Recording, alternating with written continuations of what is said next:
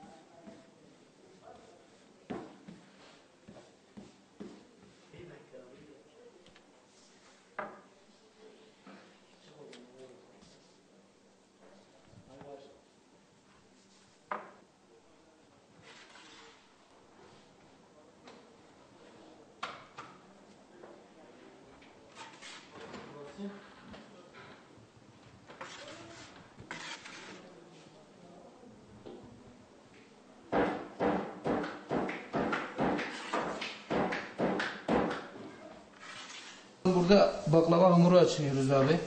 Burada açılıp hemen yan tarafta döşeniyor. Şu an 12 kat oklava sarılıp açılıyor. Burada ince kağıt haline geldikten sonra kesiliyor. Kesildikten sonra döşemeye yollanıyor. Burada hamuru. Buraya geliyor. Ben de burada tek parça halinde tepsiye döşüyorum. Sonra bir kat döşedikten sonra cevizi döşüyoruz. Sonra bir kat hamur daha atıyoruz. Yüzükleri atıyoruz. Bıçakla kesiyoruz. Yağ veririz abi. Burada şu an fırına girmeye hazırdır. Evet. Burada da zaten baklavalarımız pişiriyoruz. Öncelikle bütün İslam aleminin bayramı mübarek olsun. Baklavalarımız bizim bu bayram insert atmışız. İndirimdedir. Baklavalarımız cevizli baklavalarımız var. Fıstıklı sarmamız var.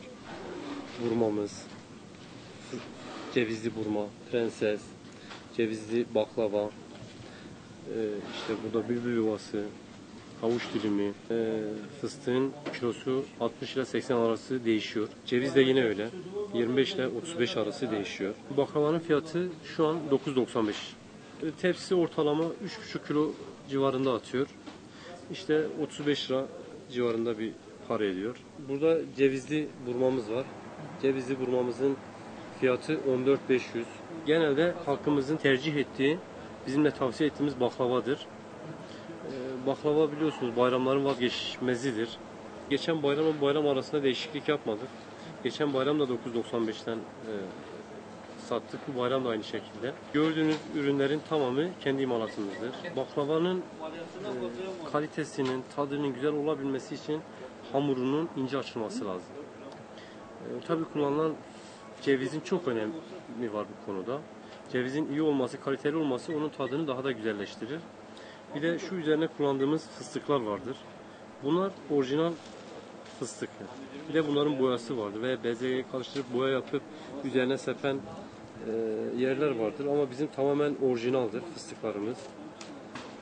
Artı yağ çok önemlidir. Biz en kalitelisini kullanıyoruz ki zaten alan müşterilerimiz de bundan dolayı bizi tercih ediyor. Bu bayram 1100 adet şu an yapmışız. Stok yapmayı hedeflemişiz. 1100 sene inşallah satacağız.